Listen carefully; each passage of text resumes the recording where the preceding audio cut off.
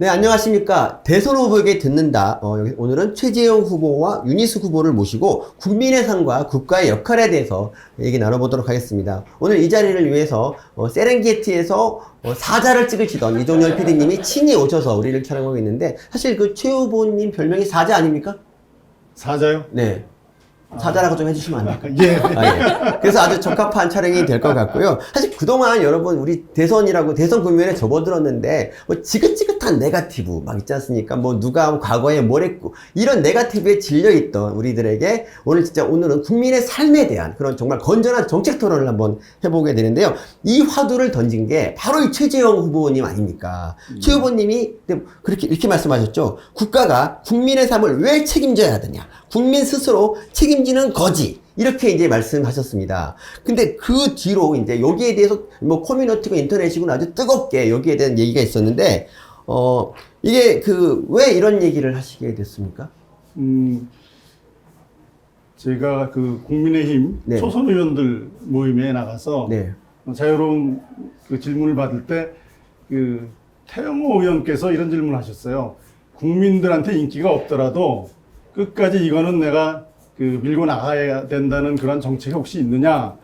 그 대답하는 과정에서 평소 제가 생각했던 얘기가 나온 거죠. 평소. 네. 국민의 삶을 왜 국가가 책임져야 되느냐? 네. 그래서 이제 그 이후로 뭐 사람들이 굉장히 비난이 쏟아졌고요. 그리고 심지어 당내에서도 뭐 예를 들면 하태경 후보 같은 경우 그런 생각이라면 왜 대통령을 하려고 하냐 뭐 이렇게 이제 말씀하셨고, 그리고 헌법 10조를 내세워 헌법 정신에 위배된다 이런 말도 했는데, 헌법 10조에는 대체 뭐라고 써 있나요? 헌법 10조는 모든 국민은 인간의 존엄과 가치를 가진다. 그리고 행복을 추구할 권리가 있다. 그리고 뒷부분에는 국가는 국민의 기본적인 인권을 확인하고 보장할 의무가 있다. 이렇게 규정돼 있죠. 네. 아마 저를 공격하시는 분들, 하태경 의원님 같은 경우는 그러려면 못하러 대통령 나왔냐? 네. 저는 하 의원님께 여쭙고 싶습니다. 국민의 삶을 책임지려고 대통령 나오셨습니까? 그건 아닌 것 같아요. 예? 그래서 걱정하시는 분들은 왜 헌법에 기본적인 인권을 확인하고 보장할 의미가 있고, 네. 또 사회적인 보장, 복지 증진에 노력해야 된다는 규정이 있는데 그 헌법 정신에 반하는 거 아니냐 이런 취지로 말씀하십니다. 그런데 저는 조금 다릅니다. 앞에 있는 부분, 인간으로서의 존엄과 가치 부분과 또 행복 추구권 부분에 대해서 국가가 국민의 삶을 책임지는 과정에서 그걸 훼손할 수 있다는 거죠. 인간의 존엄과 가치의 기본은 뭡니까? 개인과 기업의 자유와 창의나 뭐 이런 부분이죠. 네. 그런데 국가의 지나친 간섭이 이 개인의 자유와 창의, 개인의 자유를 침해할 수 있는 위험성에 관해서 제가 얘기한 것이고요. 네. 행복 추구권과 관련해서는 국민의 행복이라는 게 뭐냐? 국가가 만일에 국민의 삶을 책임진다면 국가가 제공하는 그런 삶의 모습으로 국민의 행복을 규정하게 될 위험성이 있거든요. 국민의 행복은 사람마다 다 다르죠. 네. 어떤 사람은 나는 이게 행복이다, 나는 이게 행복이다 다 다른데 국가가 그걸 제공하게 되면은 획일적으로 제공하게 돼서 국민의 자유로운 어떤 행복에 대한 행복 추구권 이게 침해될 수 있다는 점을 제가 지적한 겁니다. 아니, 이렇게 말씀 잘하시는지 미처 몰랐습니다. 죄송합니다. 근데 이게 어쨌든 많은 공격이 이제 퍼부어지던 그때 이 윤희숙 의원님이 딱 나타나서 이거에 대한 종지부를 찍어주셨지 않습니까? 아니, 종지부는 아니고요. 네, 그러니까 종지부를 중간다리. 찍으려고 했는데 잘 안 됐는데, 어쨌든 그렇죠. 그 말씀 좀 해주시죠. 뭐라고 하셨는지. 아니, 저는 지금 우리 최 후보님 말씀하신 네. 거가 굉장히 공감이 되고요. 네. 굉장히 오랫동안 저도 고민해 온 건데, 네. 지금 이 화두가 잘못 정치적인 공격을 말꼬리를 잡고 하다 보니 네. 지 화두가 오염됐다는 느낌을 제가 받았어요. 그래서 굉장히 안타까워서, 그래서 사실 저도 제 생각을 거기다 보탰는데, 지금 후보님 말씀을 자세히 들으면서 제가 든 느낌은 뭐 생각은 거의 비슷한데 이런 것 같아요. 지금 행복 추구권의 가장 중요한 것 중에 하나는 자기 인생의 중요한 결정을 스스로 결정하는 자기 결정권. 자기 결정권이고, 그게 결국 이제 자립으로 가는 거죠. 네. 근데 그게 굉장히 중요한 부분인데, 정부가 책임을 진다 이렇게 얘기를 하면 그 자기 결정권이라는 것 자체를 부정하게 되는 결과들이 종종 나타나거든요. 네. 그 종종 나타나는 게 우리 뭐 많은 그 사회생활에서 보입니다. 근데 한마디로 저는 이렇게 생각해요. 정부는 국민이, 개인이 스스로 돕는 것을 돕는 게 정부라고 생각을 합니다. 그렇게 해야지 국민들이 자기 선택에 대해서 책임을 지고 또 자기 선택의 그 근거에서 인생을 사는 거죠. 네. 근데 지금 말씀하신 것처럼 그 결정을 하기에 그 여건이 안 되는 분들, 그리고 굉장히 어려운 분들에 대해서는 정부가 아주 적극적으로 도와야 되는데 그 목적은 돕는다고 했을 때도 그 목적은 스스로 설 수 있도록 정부가 도와주는 거죠. 그러니까 정부가 약자를 도울 때도 어떤 방향성은 필요하다고 저는 생각합니다. 근데 그게 지금 살짝 이제 정치적인 논쟁이 되면서 국민의 모든 것을 책임진다? 뭐 아무것도 안 해도 정부가 책임진다? 뭐 이런 식의 얘기를 자꾸 하면서 그러려면 대통령 왜 나왔냐 그러는데 저는 핵심은 그건 아닌 것 같아요. 정부가 국민의 어떤 점을 어떻게 책임질 것이냐에 대해서 논쟁하는 거는 아주 건설적이라고 생각합니다. 예. 참고로 이 촬영은 지금 코로나 방역 지침을 충실히 이행하면서 얘기하고 있다는 것 다시 한번 말씀드리고요. 그럼 자 이제 뭐 여기서 사람들이 이런 질문합니다. 뭐 그러니까 작은 정부를 뭐 말씀하시는 것 같은데 그렇다면 19세기의 자유주의를 주장했던 야경 국가 그러니까 뭐 정부가 그냥 뭐 치안 국방 이런 거나 해주고 뭐 알아서 해라 이런 거하고 어떻게 다릅니까? 야경 국가 그렇죠. 치안과 국방 네.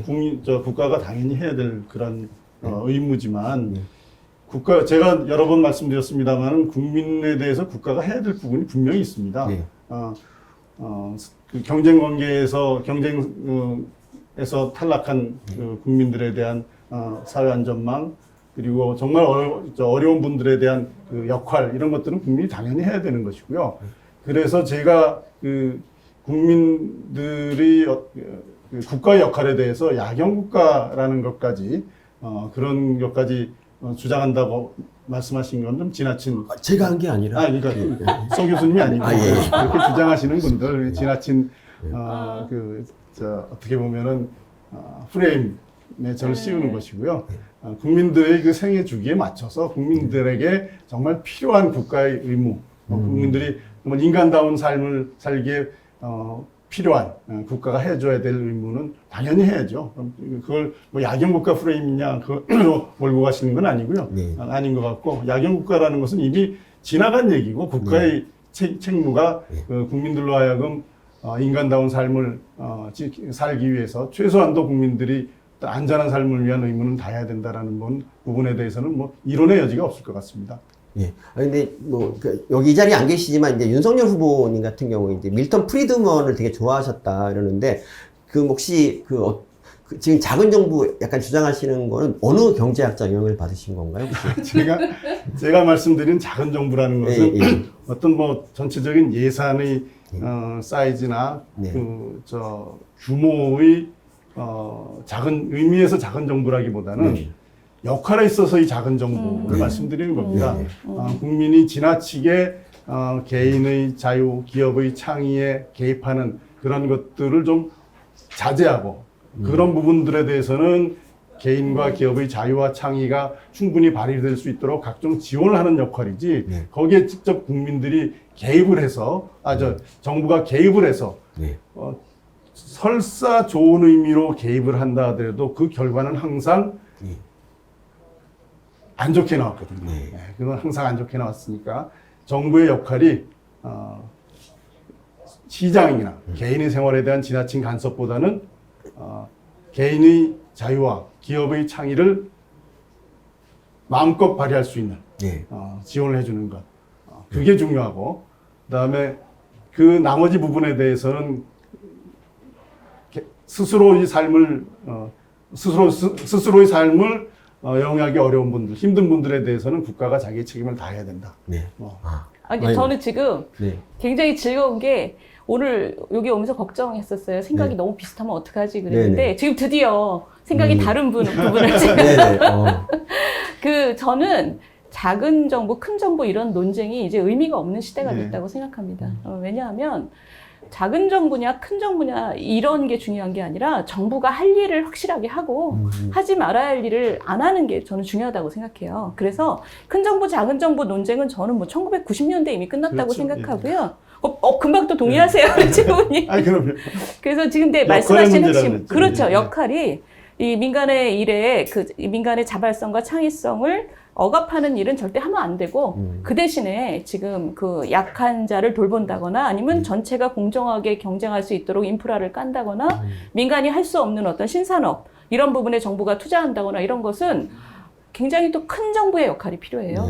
그러니까 뭐 사람들이 보통 얘기하는 게 뭐 보수당은 작은 정부 이러는데 저는 그런 그 아주 전형적인 구분은 이제 끝났다고 생각합니다. 그래서 제가 최 후보님께서 지금 작은 정부를 옹호하신다 그래갖고 속으로 야 이제 논쟁해야지. 이제 뭐 예산의 규모나 어떤 사이즈의 의미의 작은 정부가 아니고 그렇죠. 역할에 있어서의 작은 정부라고 말꼬리 가지고 물고 늘어지면 안 되십니다, 선생님. 아 근데 굉장히 중요한 부분입니다. 이거는 90년대 이후에 네. 굉장히 큰 그 논쟁이에요. 작은 정부를 주장하는 보수 정치가 있지만 또 제3의 정치라고 하는 것은 작은 정부, 큰 정부 논쟁을 부정하는 거고 저는 사실은 조금 더 가운데 와 있는 거죠. 네. 아니, 제가 이제 뭐 딴 얘기인데 2019년에 우리나라가 이제 경제 성장률이 2%가 됐습니다. 사실 그 2%가 이제 원래 2%가 안 되는 건데 막판에 이제 공공 맞아요. 부분에 쏟아부어서 그렇죠. 됐거든요. 근데 이제 막판에 1.5%가 공공 부분의 영역이고 민간 부분 성장은 0.5%밖에 안 된단 말이죠. 그러니까 이런 거는 굉장히 잘못된 거죠, 선생님. 우리 경제 체질이 굉장히 나빠지고 있다는 거죠. 네. 지금 선생님 말씀하신 것보다 더 나빠요. 반이 네. 아니라 0.75 정도? 네. 그러니까 민간이 한 4분의 3 정도를 원래 했었는데 네. 문재인 정부 들어서서 그게 한 2년 반 동안 완전히 뒤집혀 버렸어요. 네. 그러니까 민간이 이 체질이 나빠지고 자기 스스로 이 경제를 끌고 가질 못하니까 재정을 때려 부었거든요. 그렇게 되면 나쁜 점은 뭐냐면 이 스스로 심장 박동이 막 거세게 뛰어야 되는 민간 부분이 네. 체질이 나빠지는 거죠. 네. 그러다가 이제 코로나가 닥치는 바람에 네. 그 모든 문제를 지금 가려놓은 상태죠. 그렇죠. 코로나가 그랬죠. 근데 우리나라 국가 부채 같은 경우도 되게 지금 막 원래 문재인 대통령이 야당 시절에 40% 얘기했는데 뭐 지금은 60%까지 가능하게 했지 않습니까? 이런 것도 국가 부채가 우리나라에 좀 위험한 편입니까? 어떻습니까? 우리는 사실 다른 나라에 비하면 작다라고 자꾸 정부에서 얘기하지만 국가 채무가 미국이나 일본은 기축통화국이기 때문에 네. 우리하고 달라요. 돈을 막 화수분처럼 써도 크게 위험하지 않아요. 근데 우리는 그렇지 않기 때문에 아껴 써야 되는 데다가 전 세계에서 고령화가 제일 빠르기 때문에 우리는 위험 요인으로 가득 찬 나라입니다, 지금. 그래서 우리는 정말 지금 우리 세대도 우리 지출도 제대로 소화를 못 시키고 다음 세대에다가 빚을 넘긴다는 거는 너무 염치 없는 일이에요. 후보님 동의하세요? 제가 하고 싶은 말씀 다 해주셨어요. 네. 예, 왜냐하면 우리 다음 세대는 네. 상상할 수 없을 만큼 더 힘들 겁니다. 그렇죠. 왜냐하면 고령화 때문에 맞아. 우리 정부 지출의 상당 부분이 노인을 위한 지출이기 때문에 우리가 지금 우리 지출도 소화 못 시키고 다음 세대한테 빚으로 넘겨? 저는 이건 정말 염치 없다고 생각합니다. 요즘 젊은이들이 야 장래 내가 짊어지고 가야 될 빚을 생각하면은 차라리 외국 나가서 사는 게 좋겠다. 이렇게 생각해가지고서 사람들이. 밖으로 탈출하는 젊은이들도 있다는 말을 들었습니다. 그러니까 최 후보님께 그런 말씀 좀 여쭤보겠는데요. 우리 국민연금이나 이제 건강보험 같은 경우, 이제 건강보험 같은 경우는 이제 앞으로 뭐 문케어 때문에 고갈이 예상되는데, 이제 그거를 막기 위해서는 뭐 보험료를 올려야 되거든요. 국민연금도 연금 올려야 돼요. 올리고 덜 받고 이런 개혁이 있어야 되는데, 그게 사실 정치적으로 보면 굉장히 표가 떨어져 나가는 행위거든요. 그래서 하기 힘든데, 어떻습니까? 그런 일을 기꺼이 하시겠습니까? 우리 국가 미래를 위해서? 이제 공약을 발표하시는 지금 어떠세요? 제가 대선 출정식에서 네. 말씀을 드렸습니다. 연금 이거 분명히 손봐야 된다. 지금 이 정부가 지난 4년 동안 연금에 관해서 특히 국민연금에 관해서 뭐 1, 2, 3, 4 안을 했는데 또 현상유지안까지 포함해가지고서 그 안을 내놨다가 결국 현상유지에서 손을 안 댔거든요. 그래서 국민연금이 앞으로 뭐 통계마다 좀 다르지만 2055년 정도 전후에서 고갈될 것이라고 하면은 그 다음에는 어떻게 하겠습니까? 이 젊은이들은 자기가 낸 돈으로 이제 노인 부양해야 될 분들이 한 명이 거의 되는 시기가 얼마 안 남았고요. 젊은이들이 그럼 내가 지금 연금을 부었을 때 과연 내가 받을 수 있을 것인가 하는 그러한 우려도 하고 있을 겁니다. 근데 결국은 우리 국민이 전부 다 우리 지속 가능한 우리 국가 시스템을 위해서는 조금씩 덜 받고 조금 더 내고 그 길을 갈 수밖에 없습니다. 그래서 국민들을 설득하고 또 국가의 그 장래를 위해서 국민들을 설득하는 그런 노력 제가 취임하자마자 바로 시작할 겁니다. 아, 정말 그 결단에 꼭 박수를 보내고요. 박수 보낼 사람 많지는 않아요, 사실. 아, 제가 인플루언서니까 제 박수는 큰 의미가 있습니다. 예. 근데 이 연금 개혁은 어느 한 당이 주장한다고 되는 게 아닙니다. 네. 제대로 한 나라를 보면 다 여야가 같이 했어요. 네. 그래서 저는 우리 당의 후보들이 다 여기에 대해서 대선 그 경선 과정에서 손도장을 다 찍어야 된다고 생각하고요. 그게 누가 되든 네. 그렇게 손도장을 찍은 후보가 우리 당 후보 이제 이 둘 중에 나오면 더 좋지만 어쨌든 그래서 본선에 나가서 상대방 후보와의 그 논쟁도 국민들 앞에 톡 까놓고 같이 이 손도장을 찍어야지 가능해지는 거라고 생각해요. 그래서 지금 말씀하신 이렇게 공적으로 말씀하신 것도 굉장히 중요한 손도장이고 경선 과정에서 우리가 잘해야 되는 거죠. 네. 이제 보통 흔히 생각하기엔 이것도 낡은 프레임 같은데, 이제 우파가 집권 하면 성장에 좀 집중을 하고 좌파는 분배에 집중하기 때문에, 좌파가 집권 하면 아무래도 저소득층이 좀 더 잘 살게 된다라고 이제 하는데, 사실 이번 정부 들어서 한 걸 보면은, 왜 저소득층이 오히려 타격을 입은 것 같습니다. 어떤 점이 실패한 것 같습니까? 저는 우리 정부, 지금 문재인 정부의 아주 중요한 실책이 뭐냐면 약자를 위하는 척 하면서 네. 진짜 약자를 소외시켰어요. 최저임금도 마찬가지죠. 2년에 30%를 올렸잖아요. 네. 그러면서 저임금 근로자를 위한다고 하지만 많은 젊은이들의 일자리를 뺏었어요. 겉으로는 약자를 위한다고 하지만 정말 약자들은 그렇게 조직화되어 있지도 않고 목소리를 대변해줄 사람도 없어요. 정부가 이렇게 조직화된 겉으로만 약자인 사람들의 목소리를 대변하는 것은 아주 위선적이라고 저는 생각합니다. 그래서 보수가 우리 당이 정권을 잡는다면 가장 중요하게 정말 서로 이렇게 견제하면서 해야 될 일이 정말 약자, 진짜 약자를 살펴서 도와주는 일. 네. 그거를 지금 안 했기 때문에 이 정부 밑에서 많은 이미지 정치만 했지. 네. 진짜 약자들은 더 힘들어진 거죠. 네. 안 그래도 코로나 때문에 더 어려워서 그런지, 이제 사람들이 이재명 지사가 이제 내놓은 그 기본소득에 대해서 이제 혹하는 분들이 있어요. 그 기본소득에 대해서 혹시 어떻게 생각하시는지? 네, 기본소득이, 여러 가지 좀 개념이 있을 텐데, 이 지사가 말씀하시는 거는 기본적으로 전 국민에게 네. 동일한 금액을 지원하겠다라는 그러한 취지의 네. 기본소득이신 것 같아요. 그러한 기본소득은, 우선은 현실적으로 재원 마련이 어렵고요. 그다음에 우리가 추구해야 될 가치와 비교해 보더라도 복지라는 것은 정말 어려운 분들에게 충분한 지원을 해주는 것이 복지지, 같은 돈을 모든 국민에게 동일하게 나눠주는 것은 그건 우리가 추구해야 될 진정한 복지가 아니라고 봅니다. 그러한 모든 국민들에게 동일한 금액의 돈을 나눠주는 그런 기본소득, 그거는 결국은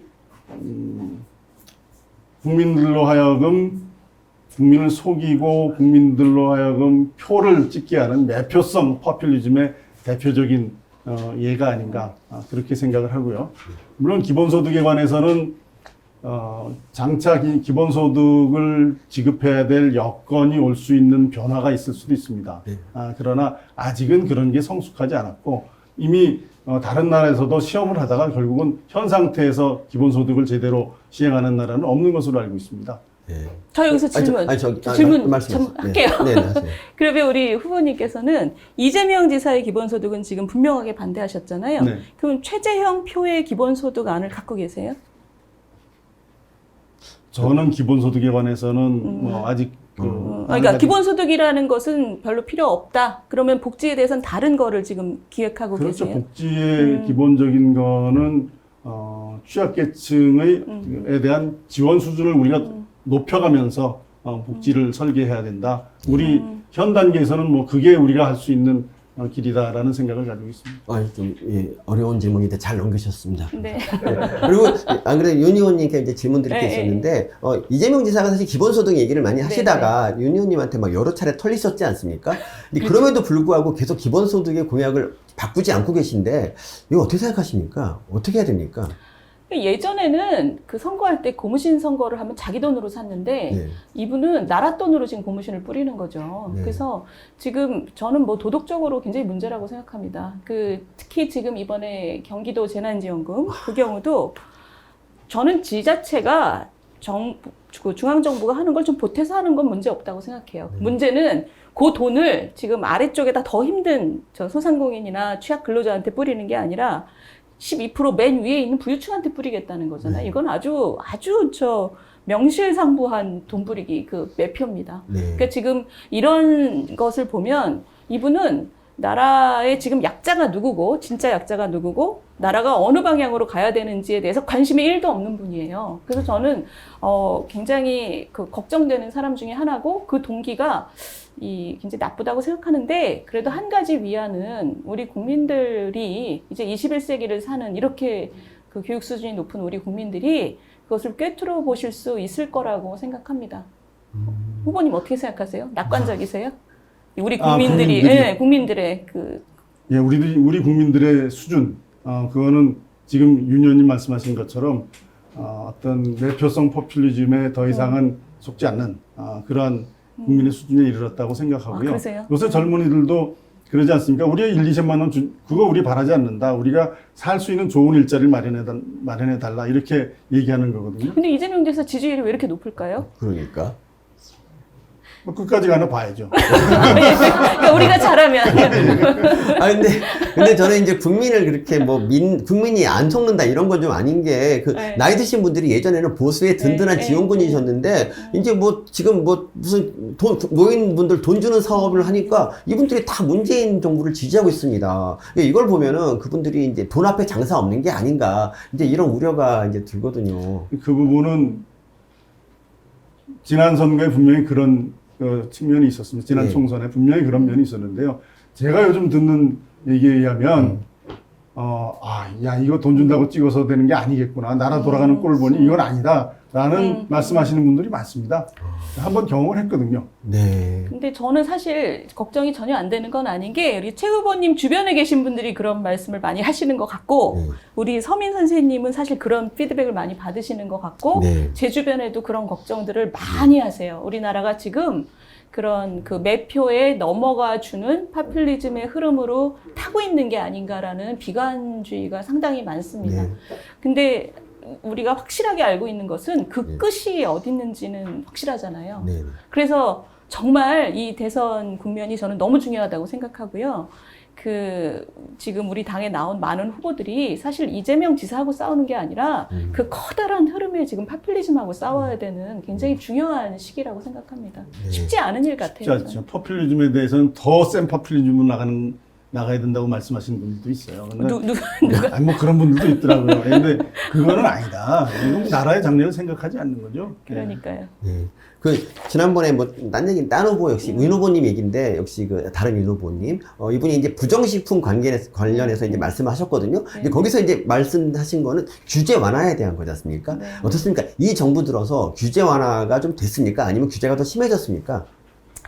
규제가 저는 나아진 거는 없어 보여요. 근데 지금 더 심해졌냐고 물어보시는 거는, 약간 저는 그 핀트가 어긋났다고 생각하는 게 뭐냐면, MB정부부터 시작해서 계속 규제 완화를 엄청 떠들었어요. 그런데 지금 우리가 해야 되는 일은 대폭 규제를 없애야 되는 겁니다. 그러니까 이거를 현상 유지를 했다는 것은 굉장히 잘못하는 거예요. 왜냐하면 세상이 지금 너무 빨리 변하고 있기 때문에 우리가 여기에서 길을 잡고 그 젊은이들의 에너지를 좀 이렇게 키워주려면 있는 규제를 대폭 없앴어야지 제대로 하는 정부인 거예요. 근데 지금 이 정부는 그 일을 안 한 거죠. 그러니까 규제하는 사람 중에 시민단체가 굉장히 많이 개입돼 있더라고요. 그래서 맞습니다. 그분들한테 이제 국가가 그래도 지원도 되게 많이 해주고. 근데 어떻게 보면 이 시민단체라는 게 꼭 그렇게까지 지원을 받으면서 이렇게 해야 되나, 이런 회의가 드는데, 혹시 이제 시민단체에 들어가는 그 돈에 대해서 어떻게 생각하십니까? 저 이거 최 후보님 생각도 좀 들어보고 싶은데, 저는 사실은 시민단체는 기본적인 본질은 정부와의 적절한 견제를 통해서 자발적인 결사체로서 제3의 영역으로 우리 사회를 다채롭게 하는 역할을 한다고 생각해요. 근데 그 시민단체가 정부랑 손을 잡는 순간 이것은 이제 까매지는 거죠. 그 정의연 사태 같은 걸 보면 그렇죠. 정부하고 정의연하고 유착을 하는 바람에 정말 이분들이 돌봐야 되는 약자를 등쳐먹었잖아요. 근데 이거는 그 사건뿐만이 아니라 정부와 시민단체가 손을 잡고 정부가 시민단체를 재정으로 막 도와주는 순간 정부를 견제해야 되는 시민단체가 아니라 그건 관변단체가 돼버리는 거잖아요. 우리는 지금 매우 잘못된 흐름을 타고 있는 겁니다, 사실. 그러니까 여기에 대해서 국민들에게 이렇게 경각심을 일으키고 우리의 시민단체는 지금 그 흐름 자체가 매우 잘못되고 있다? 이런 주의를 환기시키고 이거를 좀 정화시키는 움직임이 저는 필요하다고 생각해요. 그래서 저는 사실 이번 공약에도 시민단체 지난 10년 동안 정부가 돈 뿌린 거 조사 좀 하자. 제대로 나간 건지 아닌 건지. 그 중에서 뭔가 공익적인 활동에 대해서 우리가 그 재정으로 보상하는 것은 괜찮지만 시민단체라는 이름만으로 돈을 뿌리는 것은 이젠 막아야 된다. 저희는 그런 공약을 냈어요. 최 후보님 어떻게 생각하세요? 네, 제가 제 책임을 다하지 못했다는 게 될지도 모르지만 감사원에 있으면서 이제 국정의 여러 곳을 들여다볼 때 돈의 정부 예산의 흐름 중간중간에 그 시민단체들이 개입을 해서 지금 보조금이나 다른 여러 가지 보조금 또는 무슨 교육비 이런 형태로 그 정부의 돈이 흘러가는 것을 많이 목격했습니다. 시민단체가 정말 중요한 것은 정부와 적당한 균형 관계를 유지하면서 정부를 견제하는 걸 해야 되는데 과거 이제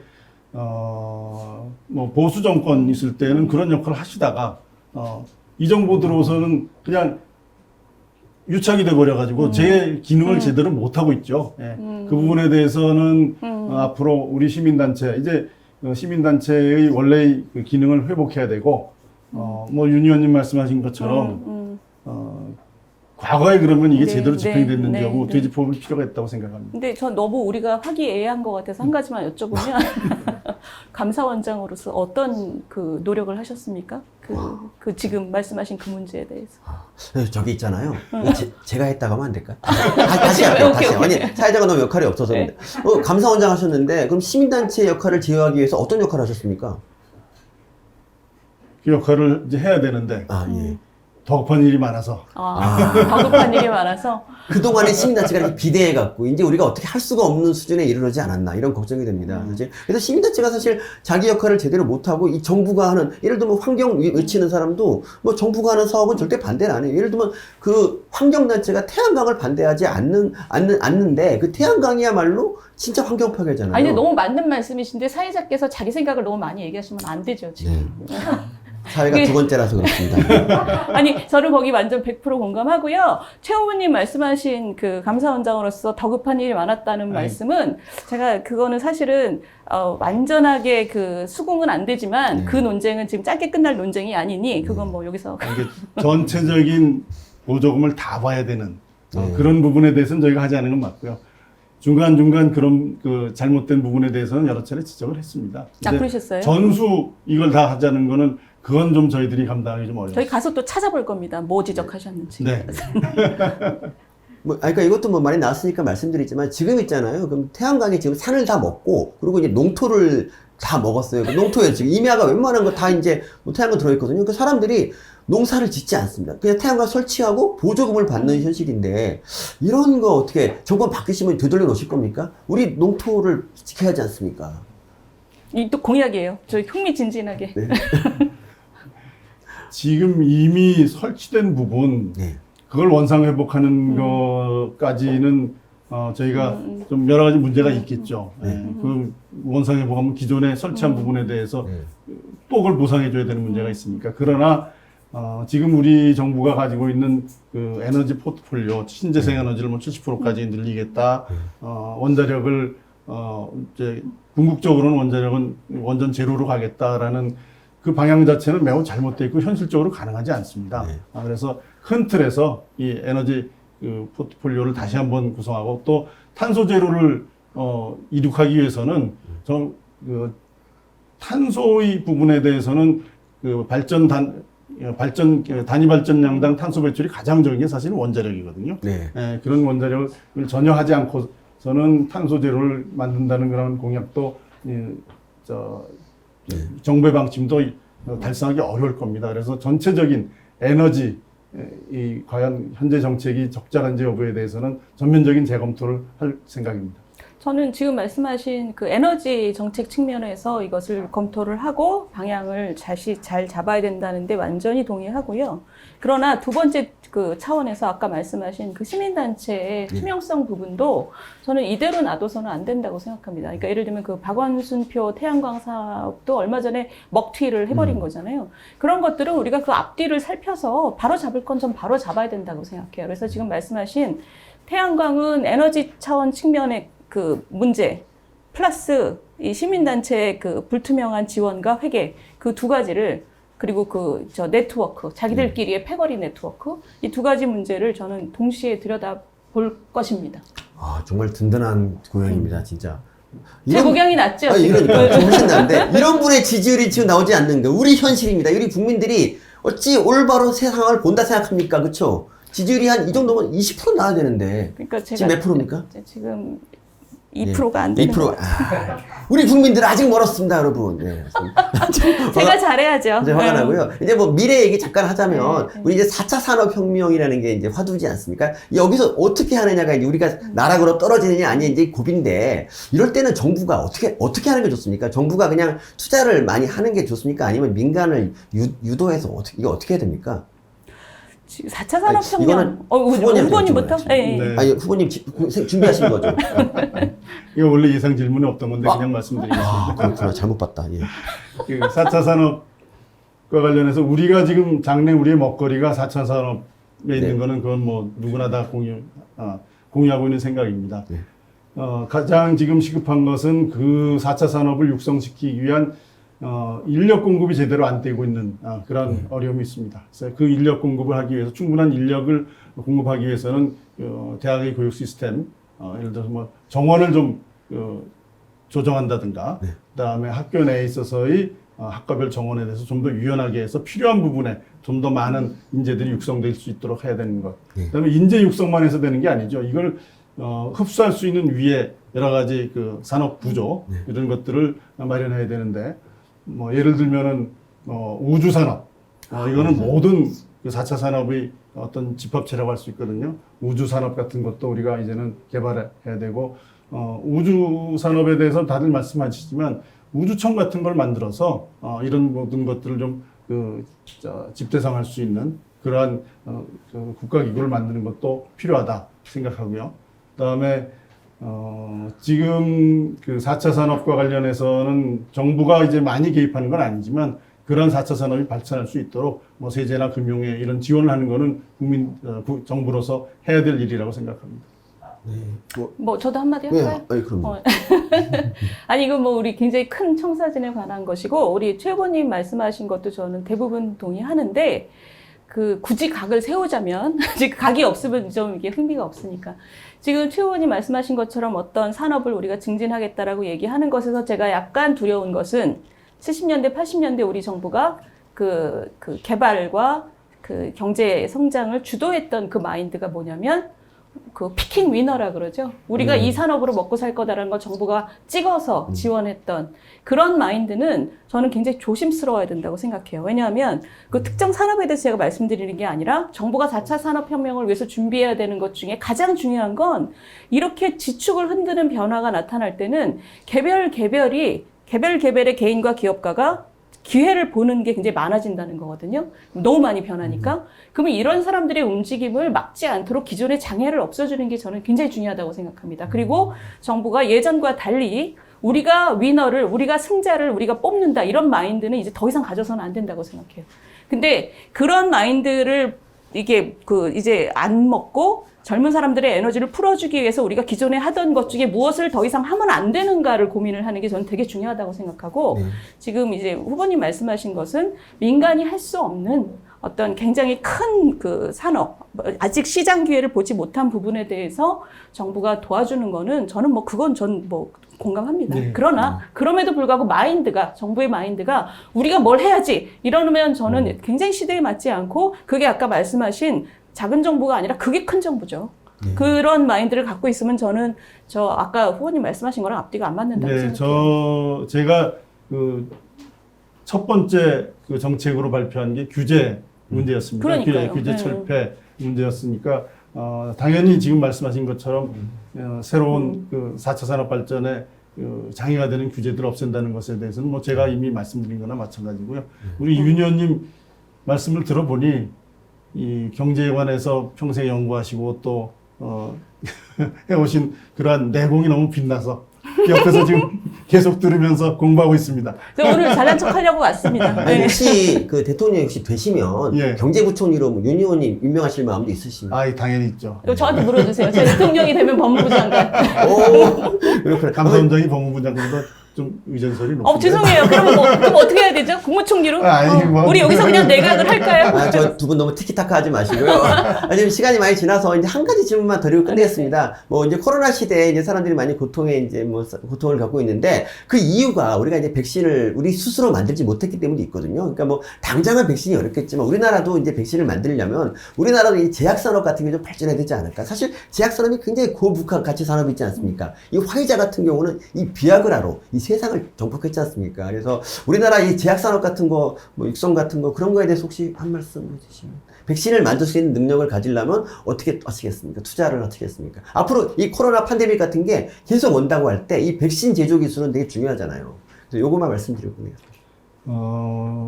의료산업 분야는 예. R&D 투자가 굉장히 많이 네. 필요한 분야죠. 그래서 R&D 투자에 대해서 뭐 세액공제 뭐 이런 걸 좀 대폭 늘리고 예. 그다음에 R&D 투자 관련한 연구진들이 부담할 수 있는 여러 가지 리스크들을 좀 완화시키는 방안으로 지원을 한다면 우리가 바이오 분야에서 또 백신 비롯한 바이오 분야에서도 네. 이 세계적인 어떤 선도 국가로 발전할 수 있을 거라고 생각합니다. 지금 우리 아직은 모르지만 앞으로 우리 국민들이 가지고 있는 어떤 연구에 대한 잠재력 네. 이런 것들을 보면은 충분히 가져갈 수 있고 앞으로 이제 코로나 이후 또는 코로나와 같이 살아야 될지도 모르죠. 이런 것들에 대한 우리 국민들이 가지고 있는 어떤 기초적인 그 자산들 이런 것들은 가능성이 있다고 봅니다. 저는 우리 후보님하고 생각을 이 부분에서는 굉장히 달리 하는 부분이 많은데요. 우리나라의 제약산업은 지금 1, 2등 하는 회사들이 주로 만드는 가장 돈을 많이 버는 게 뭐냐면 바카스나 비타오백 이런 겁니다. 그러니까 제약산업이 아니라 식음료 산업에 가까워요. 왜 이렇게 됐느냐? R&D 안 해도 살 수 있도록 정부가 굉장히 많이 도와줬기 때문입니다. 지금 우리나라의 제약산업이 200개가 넘는 아주 군소 그 회사들도 다 살아있어요. 왜냐하면 복제약 만드는 것에 대한 대가를 정부가 너무 많이 잘 쳐주기 때문에 국내 제약산업 살리겠다고 지금 이렇게 하니까 결국 뭐냐?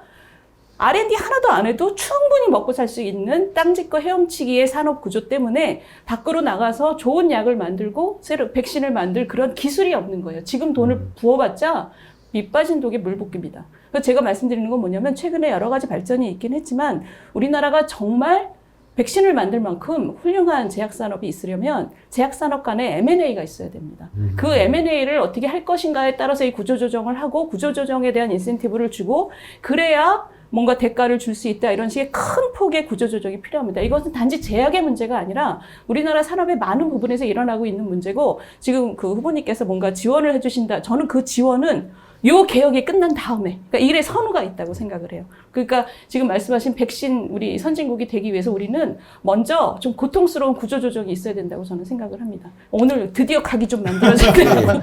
이렇게 끝나면은 저기 너무 최 후보님이 저기 죽으니까 혹시 뭐 하시고 싶은 말씀 다른 거 뭐 어떤 거도 되니까 국민들한테 희망을 주는 말씀. 지금 말씀하신 기계적인 공평을 추구하시네요.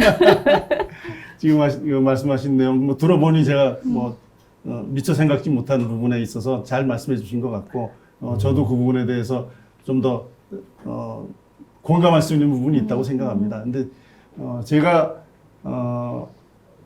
국민들에게 그럼 마지막으로 시청자들에게 드리고 싶은 말씀 저는 우리나라가 이런 사회가 됐으면 좋겠습니다. 정말 개인의 자유와 창의가 자유롭게 발현될 수 있는 그러한 나라. 그래서 원하는 데서 일하고 원하는 만큼 배우고 또 원하는 사람들과 함께 원하는 곳에서 살 수 있는 그런 나라를 너무 추상적인 것 같지만 그런 나라를 만들기 위해서 제가 대선에 나왔고 이러한 것들을 국민들이 정말 마음껏 일할 수 있는 마음껏 공부하고 마음껏 자기의 모든 것을 발휘할 수 있는 그런 대한민국 만들기 위해서 노력하겠습니다. 정말 좋은 의견 감사드리고요. 어쨌든 오늘 여러분 보시면 아시겠지만 최 후보님이 지금 자신의 의견이 약간 부족했다. 이걸 스스로 인정했지 않습니까? 이 문정부의 제일 제가 싫었던 점이 이 잘못을 인정하지 않는 거였는데 정말 많이 되신다면 제가 불만을 안 갖는 그런 대통령이 되실 것 같습니다. 두 분 다 정말 감사드리고요. 저도 마무리 발언하면 안 돼요? 마무리 발언해 주십시오. 네. 뭐 분량을 꼭 챙기시는 저는 멋진. 아니 저는 우리 최 후보님 지금 국가에 대해서 말씀하신 그 입장에 굉장히 공감을 하고요. 이제 그 길로 어떻게 갈 거냐, 어떻게 하면 그 개인의 창발성을 도우면서 약자를 도울 것이냐에 대한 구체적인 그 방법은 분야에 따라 다를 수 있고, 그렇지만 앞으로 우리가 경선을 하는 과정에서 아마 수십 번의 토론회를 할 거예요. 그 과정에서 서로 배우고 더 훌륭한 후보가 돼서 정권 교체를 할 수 있으면 그렇게 돼야죠. 네, 그렇게 하겠습니다. 네, 국가가 국민의 삶을 책임지느냐, 이 논쟁으로 시작된 이 토론, 여러분들 그 토론에 조금이라도 관심을 가진 분들은 다 이 토론을 봐주시고 주위에 좀 퍼날라 주시고, 혹시 주무시다가도 좀 켜놓고 주무시면 우리 정말 이 정책 토론이 이번 대선에서 더 활성화될 수 있지 않을까 이렇게 생각하고요.